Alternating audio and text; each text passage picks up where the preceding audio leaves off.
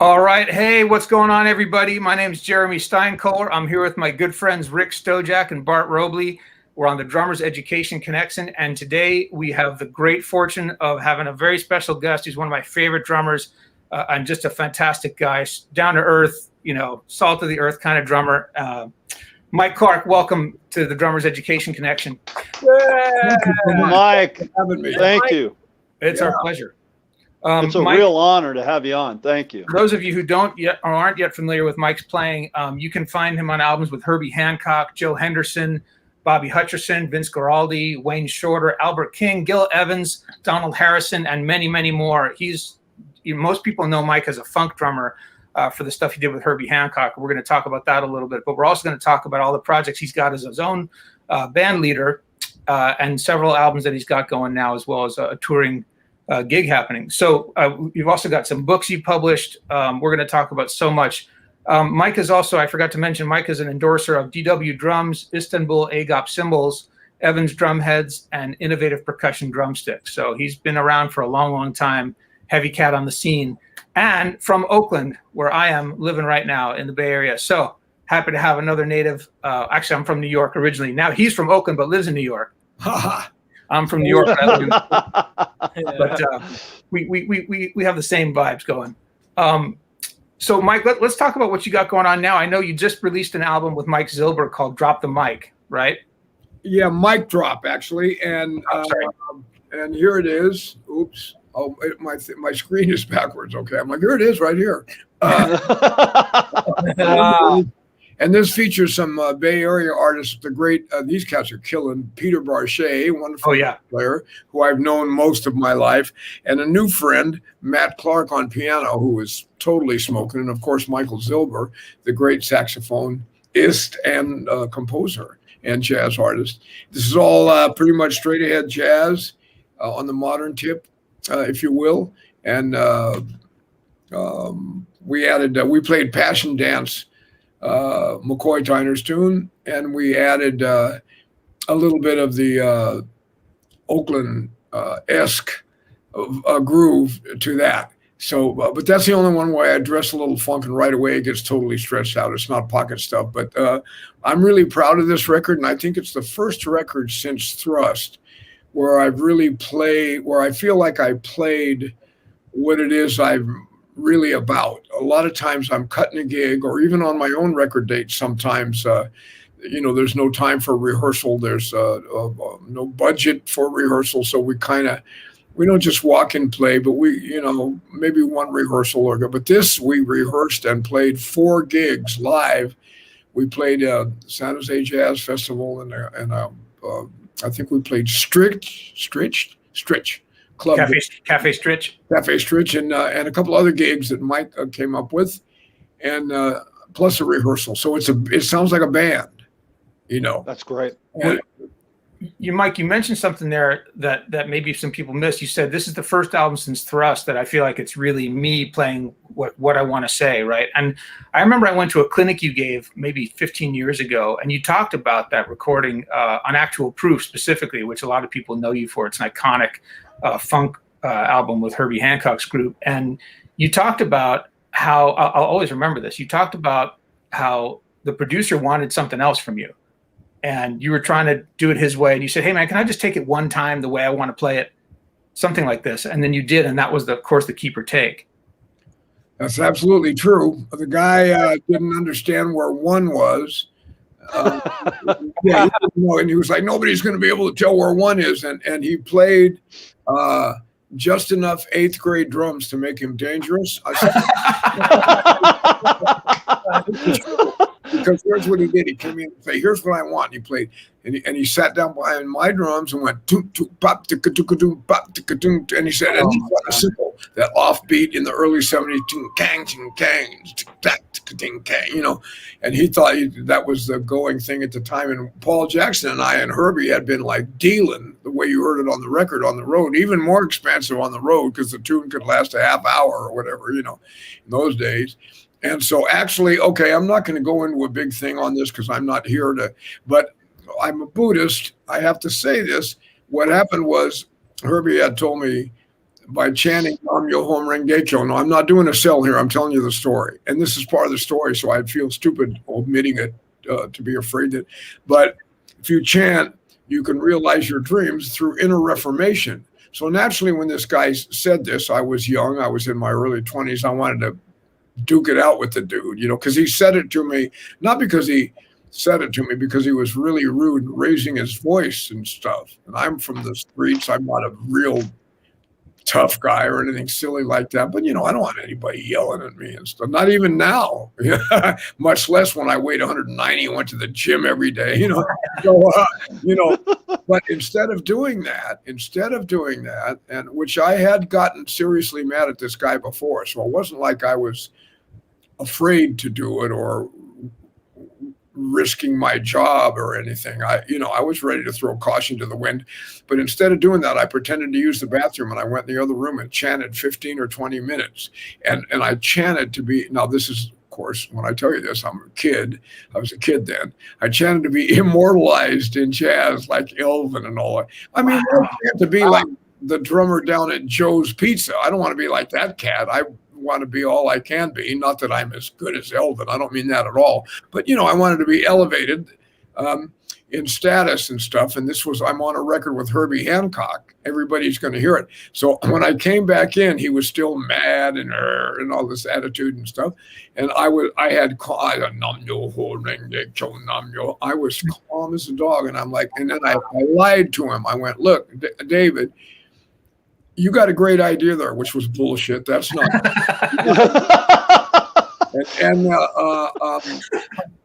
But we're more comfortable doing it our way. And then he immediately goes, "You got one pass to make it." Angry. We did it in one take, just as you heard it. And when we went in to listen to it, I knew we'd struck gold because when we were doing it, it was real. Everybody was hearing it and feeling it. It was just like what you heard. Bad breath and all, it was real. and I knew that. And I was in heaven while I was playing it. I wasn't tripping. I was feeling so good. So when we went in to listen to it, the producer, actually thanked me for arguing with him. Wow. He was like, you just made a big name for not only yourself, but, this is going to change things. And Herbie high-fived me and hugged me, said, "Thank you so much." I'm like, "Really?" And like I say, David was like, "Thank you for arguing." And I said, "It's strange that we had to argue. I thought everybody wanted to do like John Coltrane and play their best." Mm-hmm. I wasn't thinking about if we play something that pedestrian, we're all going to make millions, because I knew that wasn't going to happen. Right. Anyway, and I was there for the music. Which on the other tracks, I'm pretty restrained because they asked me to be. And I thought this is the one track to show people what I'm really feeling, not what I can do, because I can play more drum stuff than there is on actual proof, but what I'm feeling about politics, the music, where we are and evolution of it, the whole nine. And so we made it, and it became quite a thing, I sure did. Well, that, for those of you who aren't familiar, you got to go check that album out right away. Herbie Hancock Thrust. The song is Actual Proof, and Mike's drumming is just out of this world. I mean, it's like nothing you've ever heard before, and it would totally influence a whole generation of drummers. So, and I love the fact that this is a story of you almost not happening. Right? It almost didn't happen. Yeah. And it happened because of you and your spirit and your determination to be like in the moment playing yourself. Well, determination, I think, is everything. When people complain to me about their careers, not that mine is so great, because I have my roadblocks the same as every one of us do, and they're inside me, I believe. Even if the environment presents it to me, I was there that it got presented to, so I have to take responsibility the best that I can. And I just feel like determination is the name of the game. If you're determined, you'll get what you want out of your life some way.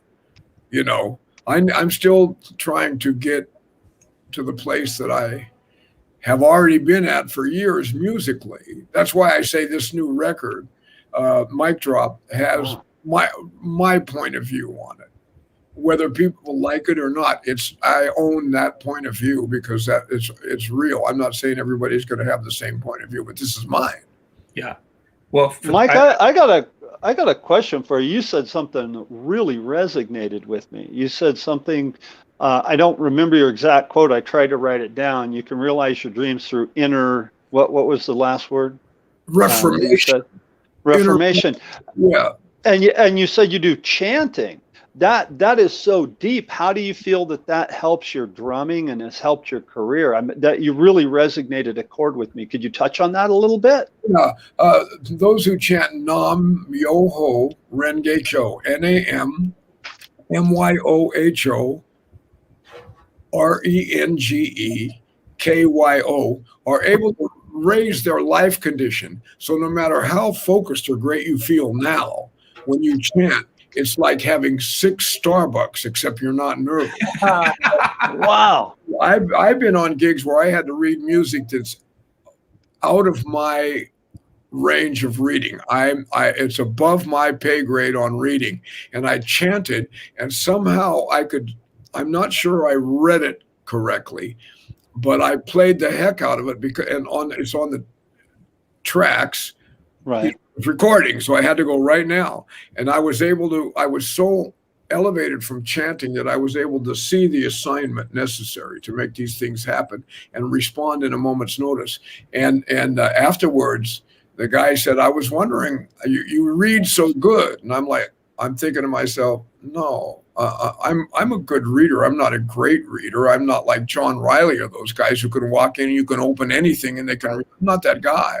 And I'm not blind either. But, somehow I was able to see what time it is and I was on time. and then there was one place where there was this wild grouping of figures it's just all 16th notes with ties and rest, and I could hardly physically see it. And I just started playing some stuff, bash, I knew where one was. And afterwards it sounded like I was making the figure. Wow. The guy was like, man, that's great, Mike. And I'm like, oh,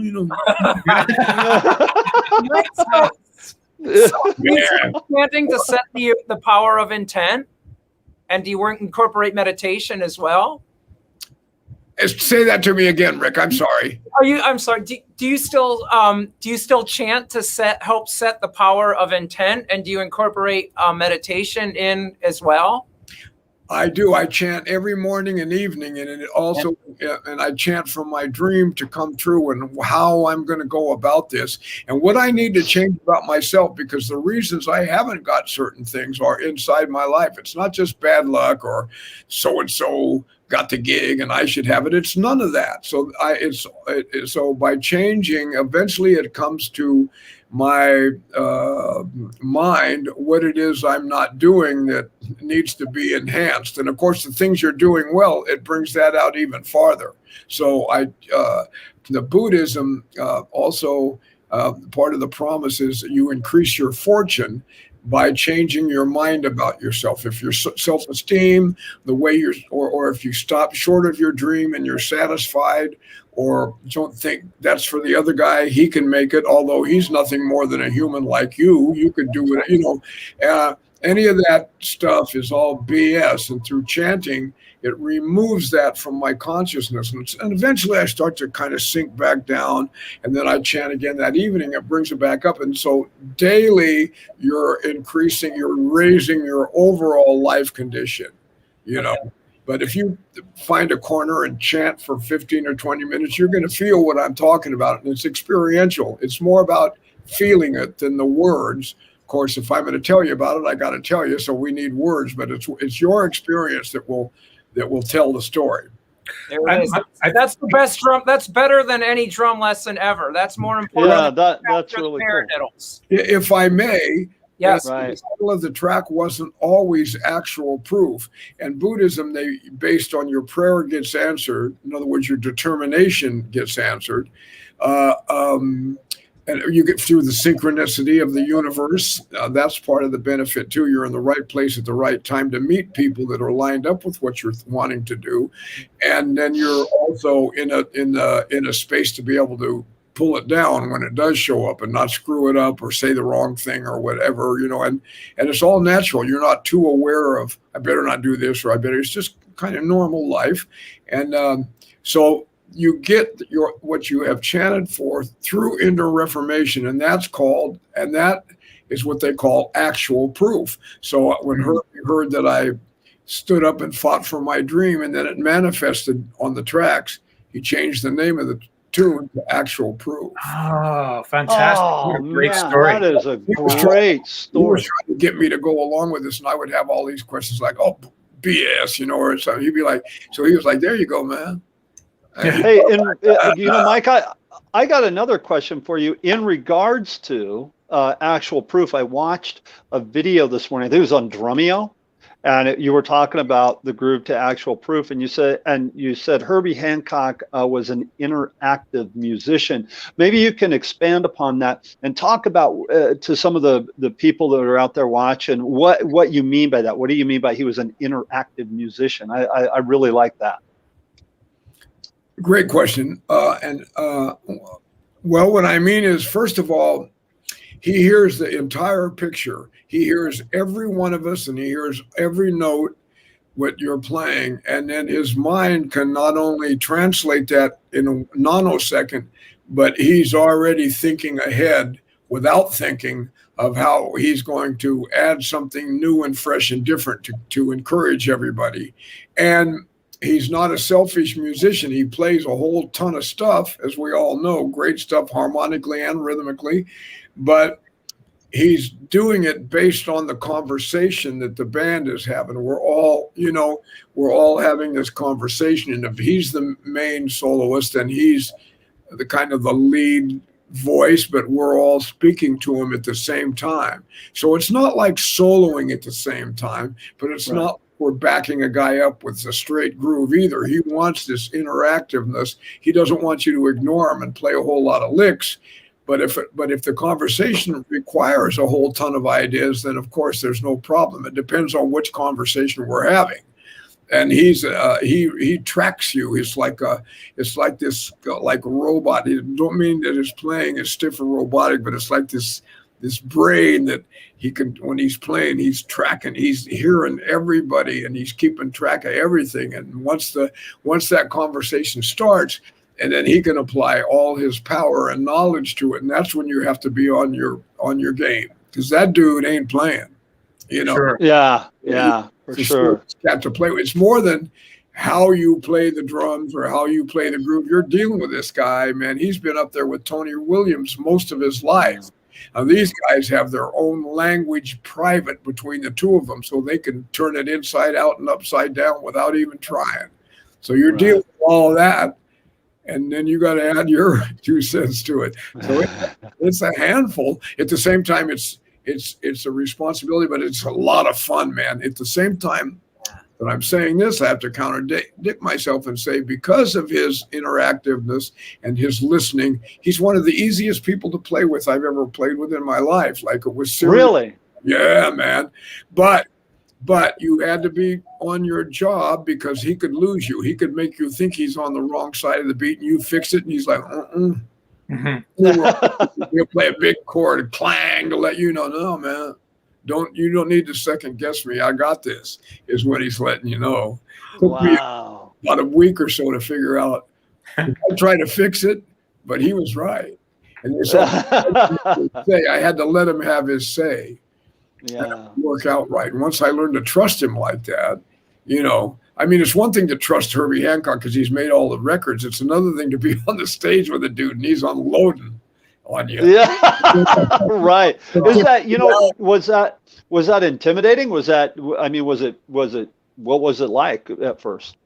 At first, it was fun, because he's got a lot of soul, so it was fun, and you're, oh man. At the same time, it's intimidating, and that's why he got me to chant. He said, don't be afraid to announce yourself. So you let the cage bird sing. So I chanted 20 minutes and went out on the stage and played my butt off. And he was like, there you go. And I'm like, okay. And that's when I made not to take it back into Uh, but that's when I made my that's what freed me, because I was thinking it at first. First, I was feeling it. It was fun, like going down the hill of a roller coaster. But then when all the heavy curves came up, I had to really be, oh man, you know what I mean? So, but but after a while, I gained confidence, and then I could play with him. And then I started messing with him after he taught me some stuff. I would turn it on him when he wasn't all the way focused, and I'd catch him every once in a while. I would just feel like, look, he'd be like, I'd be like, gotcha. That's cool that you guys had that interaction, and you could play with each other that way, but also mess with each other. You know, if you go, hey, I got you on that one. He liked to be challenged. He's a good guy, man. He was cool with all of me and Paul and all of our craziness, and we could after a while we would lose him. You know, and it became a competition of who could lose who, like Herbie's competitive. So we were young, you know, and none of it would be talked about. You know, you had to go up there, and it was like, you know, his way was not talking about it, going up there and dealing with it.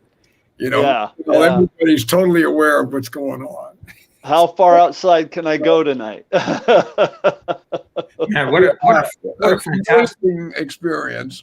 Yeah. You know, and that man was on and off the bandstand, because his, I think one of the reasons he's got such a successful career is because he can take in any human being, doesn't matter what kind of money, what you could be, like homeless, or he treats everybody the same. He's just like that. He was like that. That's cool. You know? Yeah, it's very cool, man. He's like a genius. He's an actual genius of humanity, not just music. And you know, yeah. I believe it. What a fantastic life experience for you to be able to share that wavelength with him. You know, on the stage and personally too. Just circling back, I wanted to ask you: can you recommend any books on chanting? You know, you're speaking my language. I'm a big meditator and really into all of this stuff. You know what? A guy named Richard Costin, Caustin, has one called, I think it's The Buddha and Everyday Life. And that's like a real nuts and bolts, non-magical, non-woo-woo look at this stuff. And it does what it does. It breaks it down to like some common sense meat and potatoes, you know? That's really what we need. Yep, that's great. And if I'm wrong about the title, I don't want to leave the screen. It's in the other room. If I'm wrong about the title, I will immediately after this text Jeremy, and so he can let you know. Okay. Sounds great. Thank you, Mike. Yeah. Mike, I want to take it back a little bit further to when you were growing up, and how'd you get interested in playing the drums? Who were your first teachers, your influences? What turned you on when you were just starting out? My father was a drummer, and I love my dad, but he wasn't a very good drummer, so he quit when he was 19 or 20.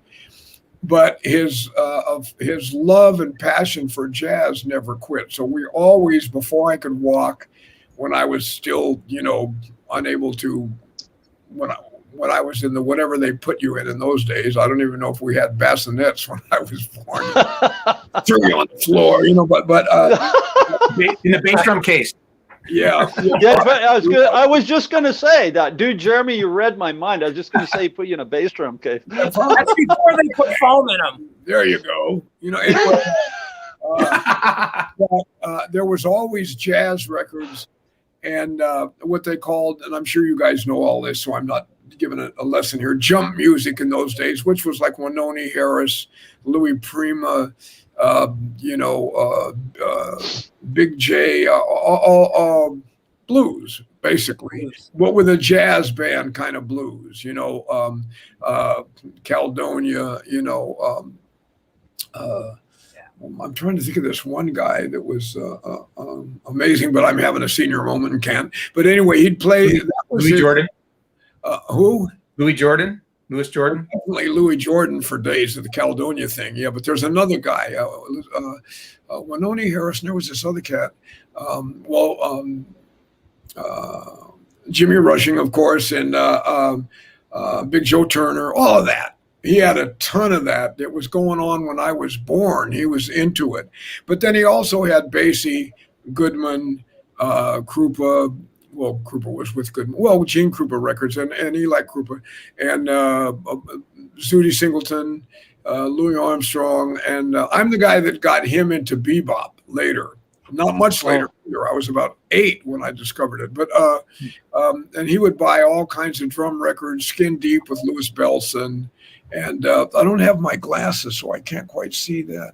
Zorro and Daniel Glass, the early commandments of rhythm and blues drumming, which is the best resource I've ever seen that talks about the life and the music of all of these players. And so it's a history book and a method book.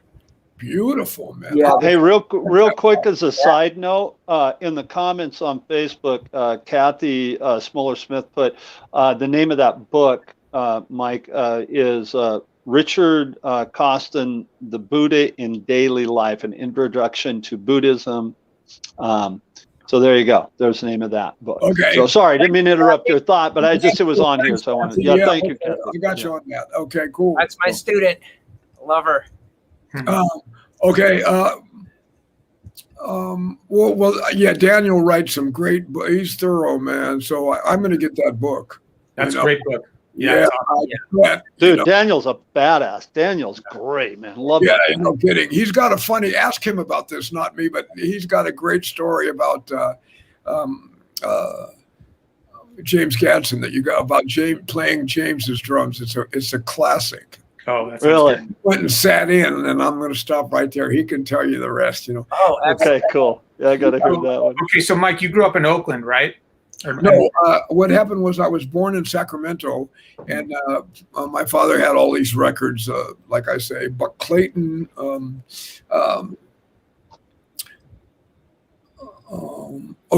Sorry, I'm trying to think. I'm getting hung up there. Okay, so he's a railroad man. That was his gig. So he moved to Pennsylvania, right outside of Pittsburgh, and of course we went with him. And then when we got to Pittsburgh, so the first day I played drums, I'm going to go back. So I'm having a Starbucks. I had a big taste right before you cats got on. Before I got on here, I walked over to his drum set that had been sitting there when I was 4 years old, and I immediately played a Krupa thing on the floor tom, and it made sense, and it was right there. So he was like, whoa. And, I guess I'd internalized all those records because I'd been laying in that bassinet before I could walk, and he's a party guy, so his friends are over drinking all the time listening to these records. So my brain, and he had a Will Bradley, all kinds of boogie woogie from Will Bradley that was smoking, down the road a piece, and the celery stalks at midnight. Check some of this out. It'll rock you on home, man, for real. And so I played this boom, bum, dum, boom, bum thing on the floor tom, like sing, sing, sing style. That night he took me to a nightclub where his bros were playing, and had me sit in with the band, and we played Sweet Georgia Brown. And I stood up. I couldn't sit down and reach the pedals. And I could play the ride beat. I could do most of it instinctively. And by the time I was 5 or 6, he had me sitting in with bands all over the United States because he traveled. So we went to Savannah, Atlanta, Macon, Biloxi, New Orleans, this one and that, and wherever he went, I would, every summer out of school, I would go. And even during school nights, he was a nightclub fanatic. So he would drag me to nightclubs. Nobody said anything about how old I was. I played with some really heavy cats at the Famous Store in New Orleans when I was a child. And I think Mac Rebenak was on one of those gigs. He was a regular. He was about 3 or 4 years older than me. And I believe he was playing bass. I got a picture of it. And his secretary, after he passed away, said, in fact, I took him the picture. We were doing an episode on Treme for HBO, and he's in a tent with his cane like this, just like you see him, he's like, just like this, and all by himself. And usually there's a lot of people around him, and he's not the kind of cat you just want to roll up on. So we did a gig together. We barely knew each other. I'm not sure he recognized me. We did one gig. And I said, hey, Mac, I got this picture of you and Murphy Campo and I playing, and you look to be about 14, and I was probably 11. And I thought he would be like, oh, man, give me that picture. That's great. And he goes just like this, Murphy dead. I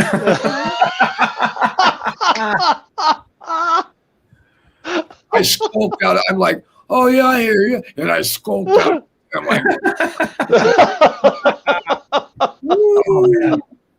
and but yeah, so then we lived in Pennsylvania, and then we actually moved to Fort Worth and Dallas, and then to Atlanta and to Roanoke, and I'd been going to all these places, sitting in, and a lot of New Orleans. He would go to New Orleans for like 2 months, maybe at a time, or maybe the full summer, and I would stay with him, and he'd go out every night and take me to a club every night, man. I played with Tex Beneke, who was leading the what was that band Tex had? It was a famous band, the Glenn Miller Band, and I played with. I'm not sure if this is, or definitely I played with Clarence Frogman Henry, who had a bunch of hits out.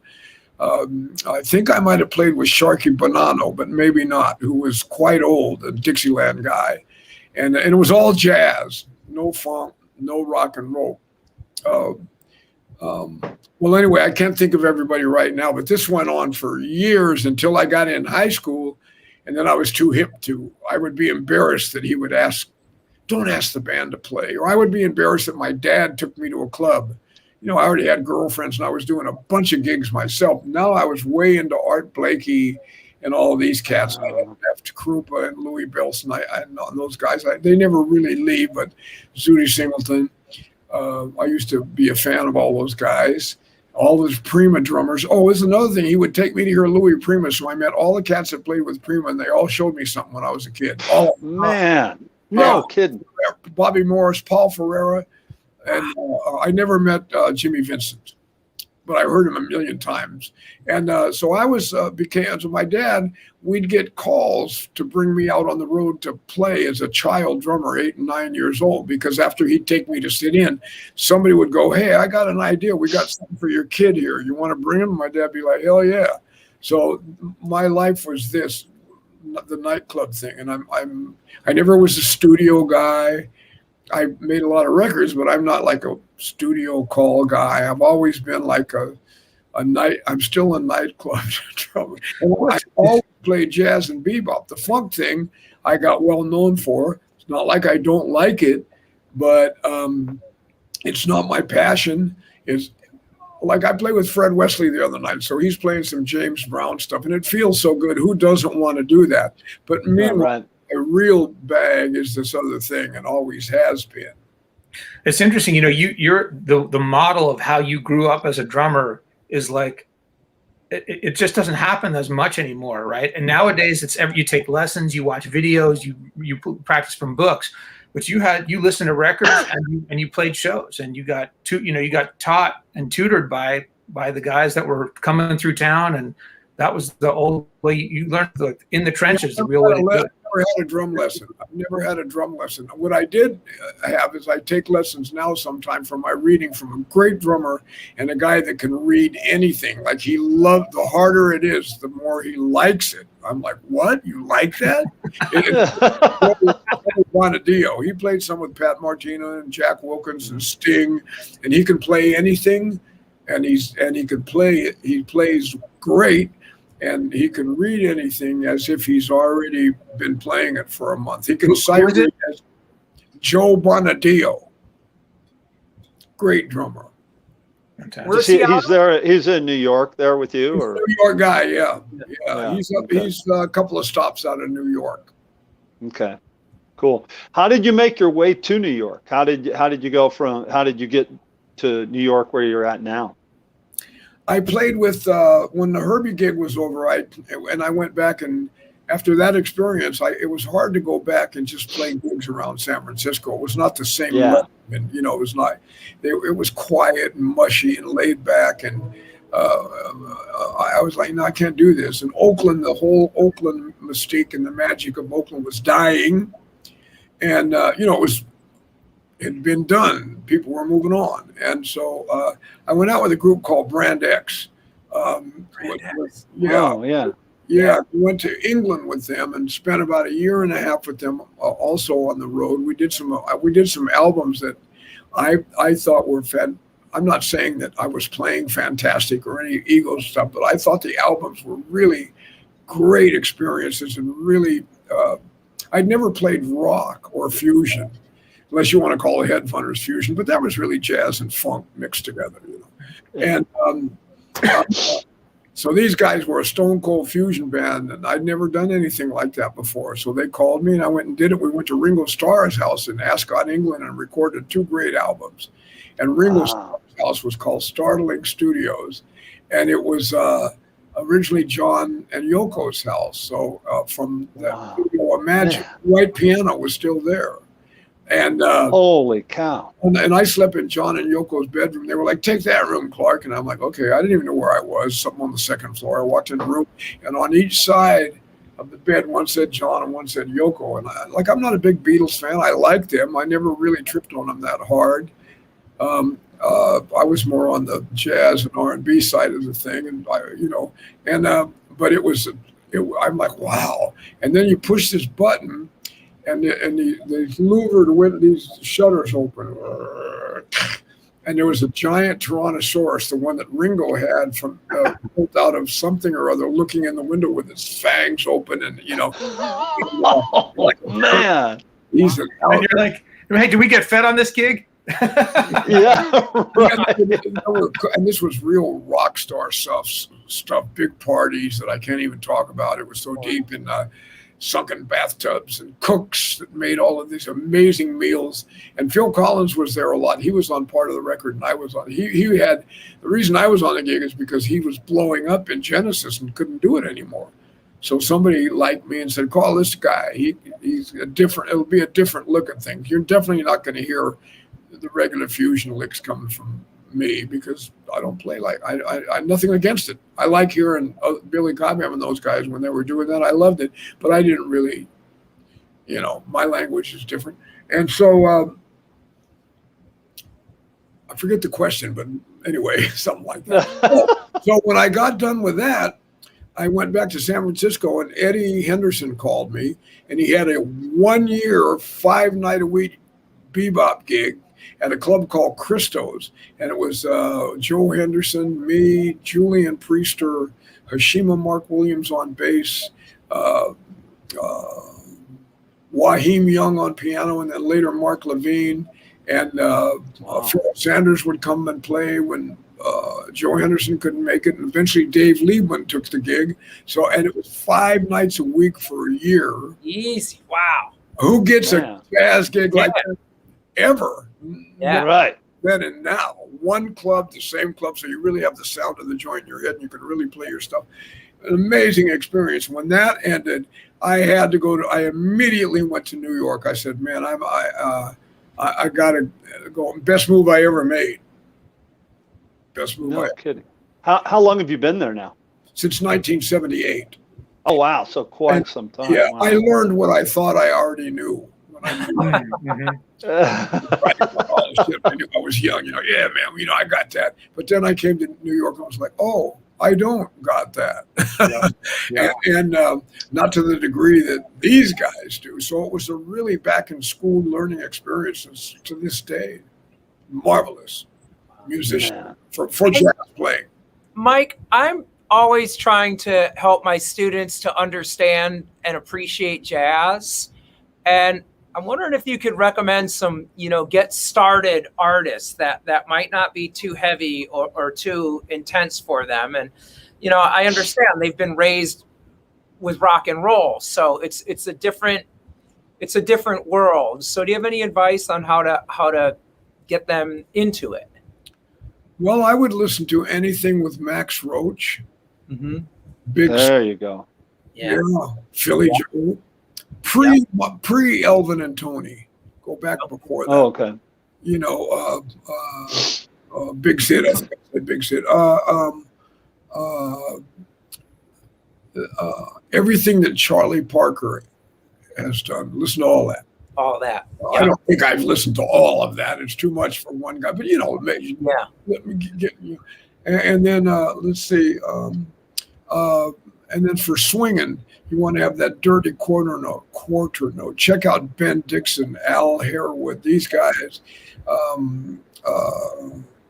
who's the guy that played with Dexter from Newark? Eddie Gladden. Woo, he's got a nasty groove. You want to have a dirty, filthy, rotten, nasty quarter note, Yeah. you know, and to get grease dripping and learn teach them about the ice cream scoop. That's a certain way to get that quarter note off.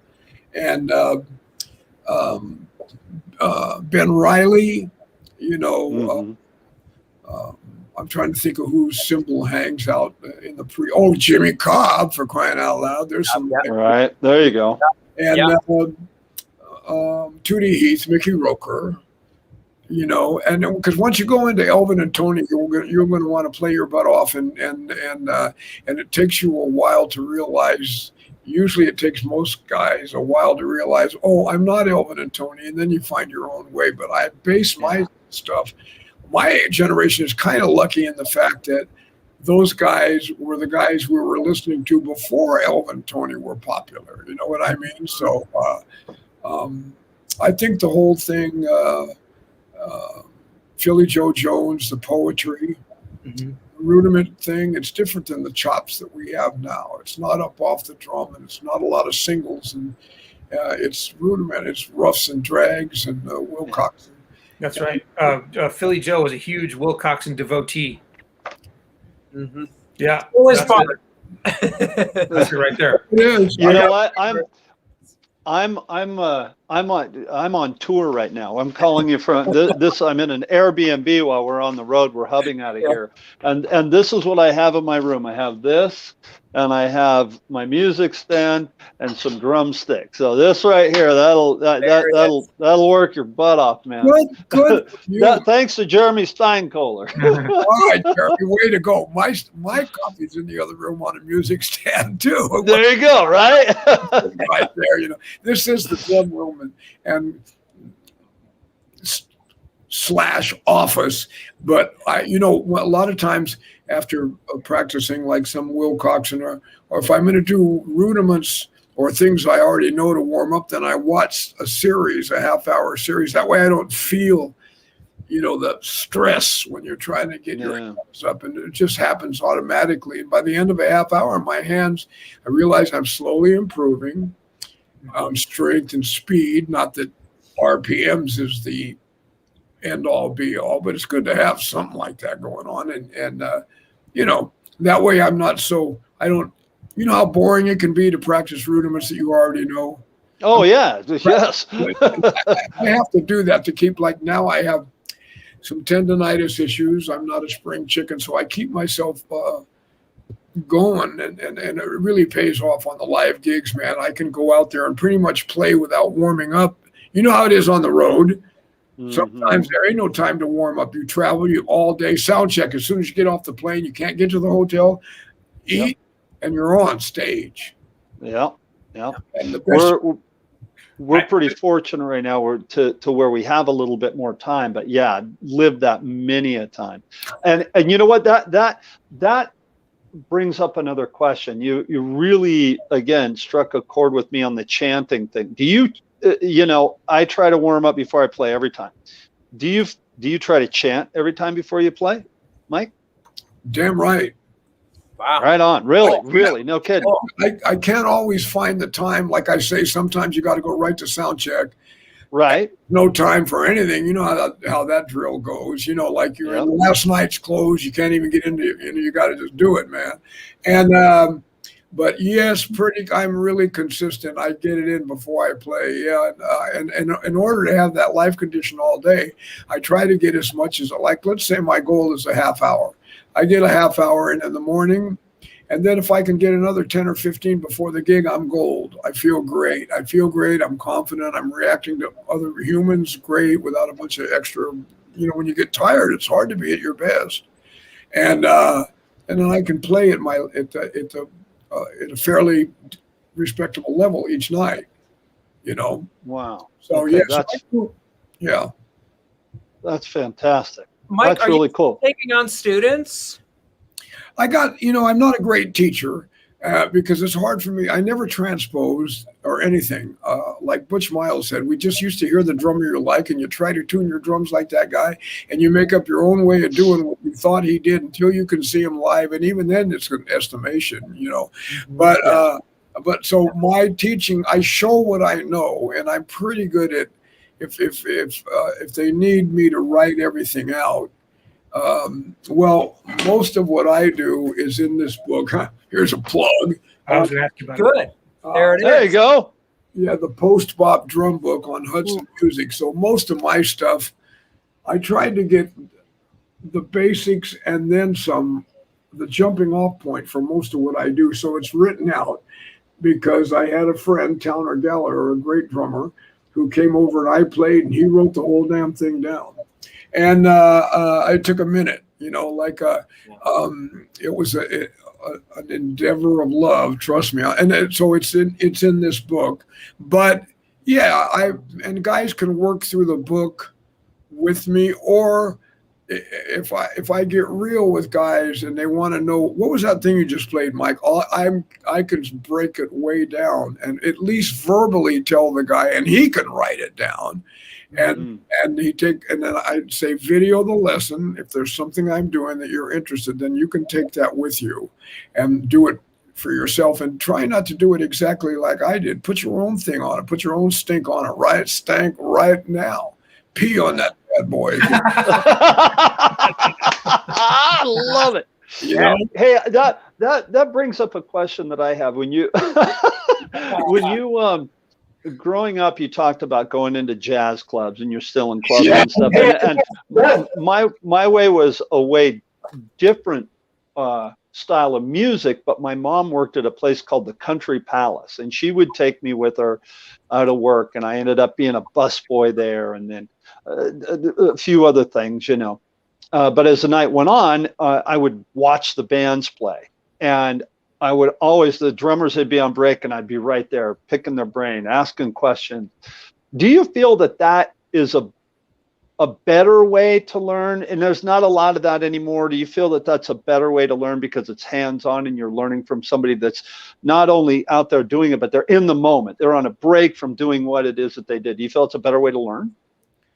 I don't know about if one is better than the other. I do know this, that the African tradition was like oral, you know, they would tell, you know, Right. and that way you internalize things. However, I have gone and given clinics and played with big bands / quartets, all kinds of trios, whatever, at schools for jazz.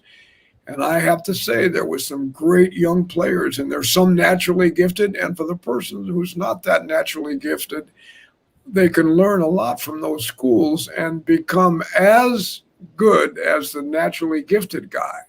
You know, I've seen people that like when they were in their 20s, I thought, yeah, he's all right, you know, like. But then in their 40s, people's learning curve starts when the guy started to really understand things later in life, and he became just as good as anybody, you know. And so, you know, both would be wonderful if you could do both. I always say, for me, the secret is get as much time playing with live musicians as you can. The drum room is cool. The practice room, all that's great. I mean, you got to do that. You can't not do that. You don't want to go out there and be like boom, tab, and nothing. You know, do. You want to have some jobs, man. But at the same time, playing with people is when you learn to incorporate all of your ideas, the madness that you're thinking when you're in the heat of the moment. And if you record some of that, you find out what, like Tony used to say, Tony Williams, the great Tony Williams.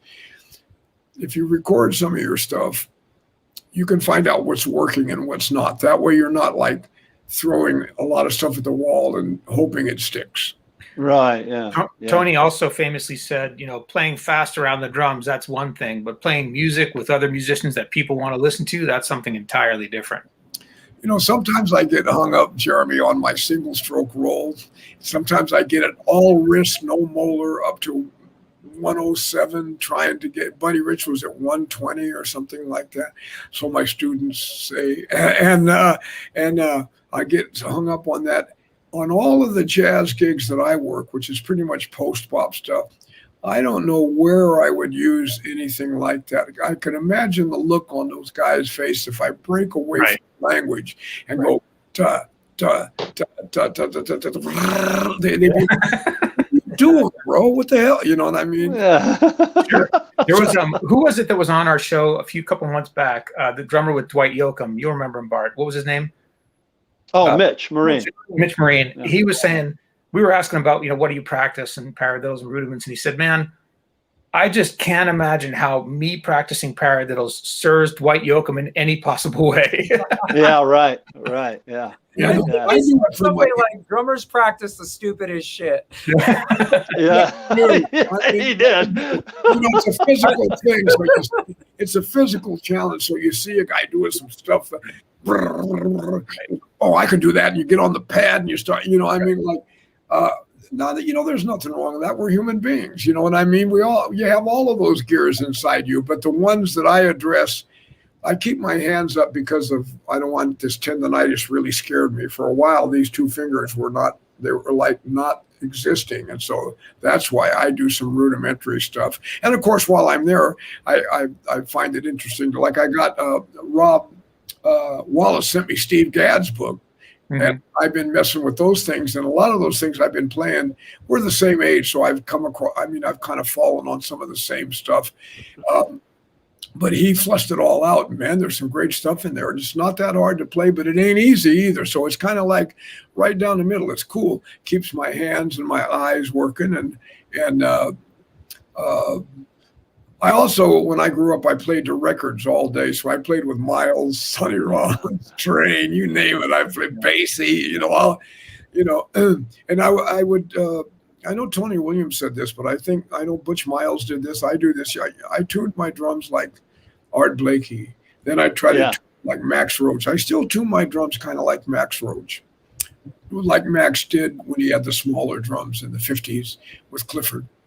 And my favorite. That's some of my favorite jazz. Blues walk and all that. I mean, come on. Mm-hmm. Can you describe that tuning, Mike? Well, let me play it for you. That's even better. Yeah, that'd be great. Yeah. If this sounds skanky because I don't have any filters or anything going on, so it might not even sound like drums. Sometimes, but here's what they sound like. Most of what Mike plays sounds stanky, but in a good way. I was just gonna say, man, this cat's gonna sound stanky no matter what. There it is. Here it is. You heard it here, folks. That is awesome. I haven't played barefooted. These pedals are hurting my feet. They're cold too. Now, I haven't played these babies in about a week. I've been on the road too. Hey, where are you, Bart? Where are you right now? I'm in Arizona. What, Phoenix or? Just outside of Phoenix. Yeah, we're at a place called Queen Creek, Arizona. All right, you guys. Yeah. You got a show there tonight? Yeah, we got a show. We've got a show tonight. Where is our show tonight? Well, let me look at the itinerary. We are playing. We're playing Wickenburg Ranch Theater tonight in Wickenburg. It's about an hour drive away. We're in an Airbnb right now. We're hubbing out of this. We've been playing theaters and stuff like that, casinos all around the area for about the last 2 weeks. Great. Yeah. Watch for scorpions and black widows, bro. Oh, dude, there's scorpions everywhere, man. I know, man. I know. Look, that's why. And I lived in Texas, so I'm a scorpion-hating guy. Oh, dude, you had scorpions this big in Texas, man. Yeah. Arizona, though, man, like Sedona. Some big boys up in there, man. Yeah, they are. Now I'm freaked out. I'm looking all over the floor. My arms are hanging over the bed. Sometimes I'm like.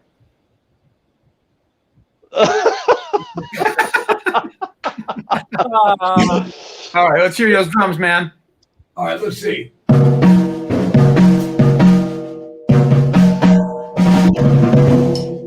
Oh, man, they'll sound great. That tone. Let me it's not quite as high as Max, but because I'm not Max, but it's something like that.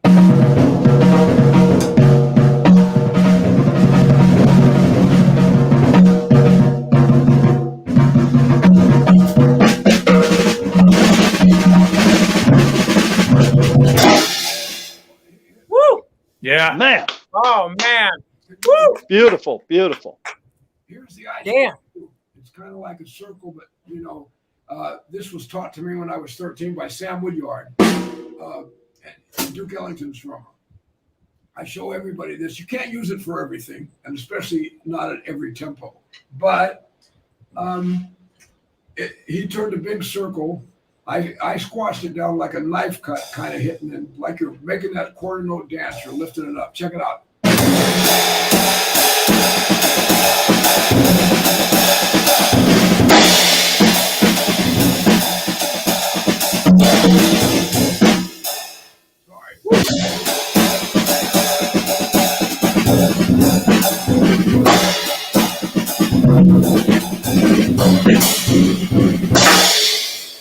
Oh Yeah.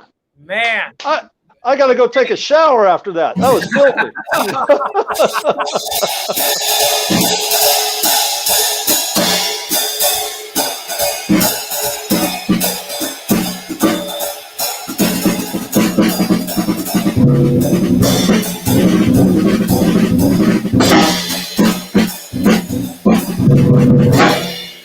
Yeah. Yeah. Man, Well, that's what a what I'm treat to talking get that. about right I there. wasn't expecting a show, so that's I know. That's one No of the best kidding, things that's man. on the deck for sure. Oh, How much do we owe you for that? Send me a beer. ah, Oh, absolutely fantastic. Yeah. Mike. Man, that is No, but that's the swing thing I'm talking. I don't. You can't use it to everything. Depends on the velocity of the band, but it's a good dirty dig, though. You know what I mean? I don't know what translates on the computer sometimes. Drums. No, it did. We could hear It did. Yeah, it sounded great. And then Sounded I great. do my toms like pronounced that. close. Yeah, this is my practice snare. My other snare is much thicker than this one, but this is the one I used on thrust, and I use it to shed on. It's an old Ludwig, but my DW snare is more like it's just cleaner and more snap. It's unforgiving, but it's fun as hell to play. But this one's forgiving. I can pull off all kind of stuff if I want to. Yeah. At least to the level that I'm able to. But the other one, it's like, now we ain't giving you. You're gonna have to play it, bro.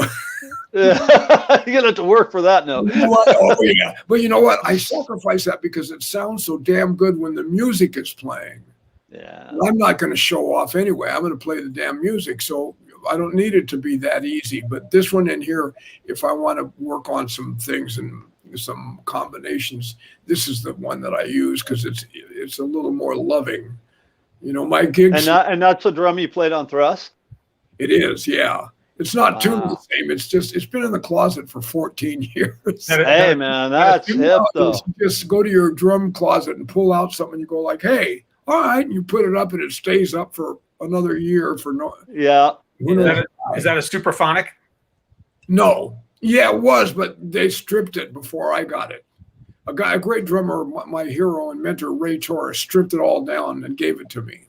Nice. He got rid of the whatever that thing was, the Ludwig, the super sensitive thing, and just made it a regular old snare. But if I put a new head on it and tune it high and play some James Brown-ish kind of funk, that'll cross your eyes, baby. It snaps. I love it, man. Hey man, since you said, Jeremy, since you're in Oakland, let me just play a little bit of Oakland funk for you. Is that cool? Yeah. The night before last, I think it was the night before last, I was at the Jazz Kitchen with Donald Harrison, the great, who just won the Jazz Master Award, by the way. And he's also a professor and a big chief. So, this dude is the real thing when it comes to swinging and funk and soul and blues. Oh, my God. Plus a genius musician on top of all that. So it was him and Kendall Keys Carter, one of the finest organ players I've ever worked with. Like really like a natural, and he puts it on you, man. Like, you know how some of those cats can kind of be a little cheesy and soupy about the bass. This dude, forget it. You know what I mean? So I was able to get to Oakland thing. We did the jazz thing, but then Donald's like, "Hey, play some of that Oakland stuff," and I'm like, "Sure, man." You know. So check out this. Oh. Hey, you guys know about the stick people? Yeah. Okay. Tell us about it. Tell us about it. Tell us about it. All right. The stick people is, I don't have a thing here to represent to show you, but it's David Garibaldi, the great, brilliant David Garibaldi. Right. Great, brilliant Lenny White. These guys are all great. Greg and Rico, are you kidding? Well, funky cat, man. And Michael Shreve, great drummer, Michael from Santana, history, groundbreaking drummer from Santana who can play his ass off, and he's right in the range. Michael is this guy that has a million things going on, you know, projects all the time, like a scientist of all kinds of music and blending them all. He's brilliant. And we have a group and we interview people called the Stick People, and it's online. It's on YouTube. We interviewed Cobham a few weeks ago. We interview everybody, man. Antonio Sanchez a few weeks before that.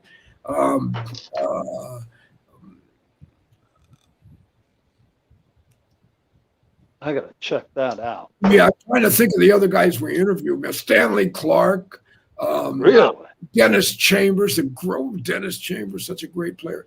And many more. You'd have to, I can't even think right now. I'm having another one of those senior moments like this, because we've done about 25 interviews, so it would be, you know,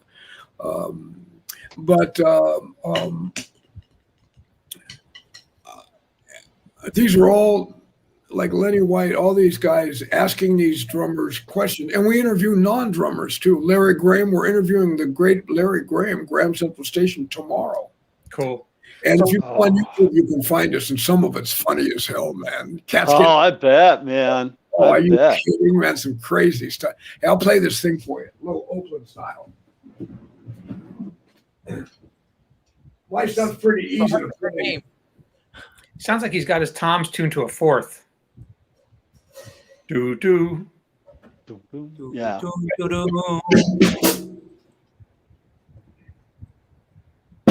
I'm not warmed up, so give me some love here.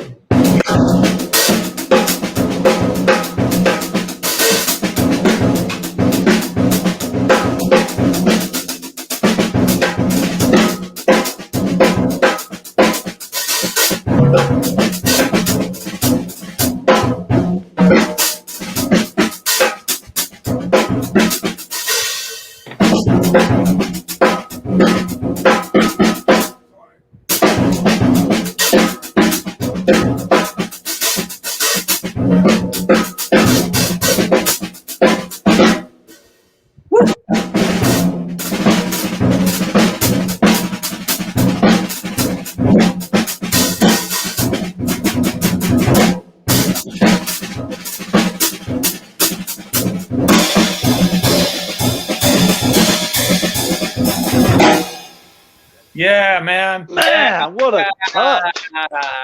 I love that What stuff. a Mike, what a touch. I can listen to that all day long, man. All day long. Dude, that was outstanding. Your I touch, love it. And your touch on your left hand is just impeccable. Oh, it's fantastic. Thank you. Fantastic. Yeah, Thank you. You kidding me? I just got off the road too, bro. I mean, I've been in a hotel for 3 weeks on and off, and man, my aunt died, who was 103. Yeah, but you know what? I can't feel too bad. She was 103 and change, and she had a great life, and all the way up to about 103, she was fine. And then in that last 6 months, it got real heavy fast, and there was no use continuing like that, man. I mean, right. Go on. And so that was in the middle of a whole string of stuff. So I've been, since COVID lifted up, or whatever it's actually really done, however it's going, I've been back out on the road, man. I just got back yesterday. I'm still kind of smoked from being out there. Yeah. Oh, and I this gig with Fred Wesley, Donald Harrison. Do you guys know Robert Walter, the organ player? Yeah. Robert and Will Bernard from the Bay Area. Oh, I know. Oh, Will. wow. Will's a friend. Yeah. And man, those cats were killing. And this wasn't expensive like the Donald Harrison gig, although Donald was on. This was like Fred Wesley, all pocket. And we played this amazing, they called it the Backyard Chill. And this mansion, they had us in the backyard, set up in a tent, man, and it was really cool. And Fred and Donald sang. Donald does the New Orleans thing, the chants like "Ooh na ne," "Ooh na ne," and man, of course, everybody goes nuts on that, including me. And then Fred does the Fred thing. We played "Funk a Good Time." Oh, right on, man. Oh, great, yeah. That's awesome. Oh, totally. And they fed us all of this New Orleans tradition all day. I was like, can't eat anymore. That's so.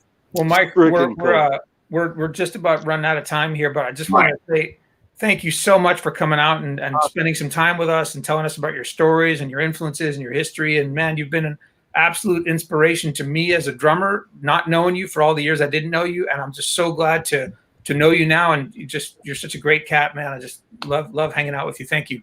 Well, thank you, brother. Yeah. And brothers, thanks for the great questions and the hang. And let's do this again. And next time I'll play more drums for the people. I know this is a get to know each other thing. And I'll come back in 6 months or so. And if you want me to do some drumming, I still got a couple of moves you can.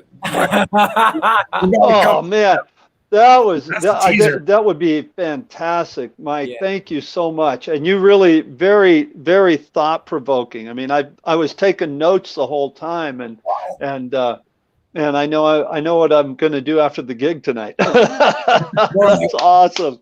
Thank you so much, brother. Mike, brothers, thank you so much. I'm honored you had me. And if to anybody that's watching, thank you for showing up. And yes, sir. That's all. The honor was ours, Mike. Thank you for the music. Thanks for coming on. And we're definitely going to have you back for sure. All right. Thanks everybody for tuning in and for watching the Drummers Education Connection. I think we're taking next week. Oh, no. Next week, you guys, I'm going to be out teaching away at music camp next week. But Rick and Bart are going to be doing a show, just the two of them. We might have a special guest. Stay tuned for that. Yeah, we'll let you know more as the week goes on. I'll be home from the road on Sunday. And if I can put a sentence together, Rick and I will. Even if I can't, Rick and I'll sit here and go drool on her. Man, I know Mike just took off, but wasn't that fantastic to have? God, what? That was awesome. It was the greatest moment in DEC history, I thought. Yeah, that was outstanding. I mean, God, what a guy! I mean, that was so cool. I mean, we're still live here. I think my favorite part was he goes, "Can I play for you?" And all three of us go, "Yeah, yeah, please do." That's like we're gonna say no. It's like asking a bunch of kids, "Hey, I just broke open this pinata. Do you want some candy?" Yeah, right. Totally, man. Totally. That was awesome. Yeah. That was fantastic. All right. Thanks, everybody. We'll see you next time. Cool. Thanks for tuning in. Thanks, guys. Thanks for watching, guys.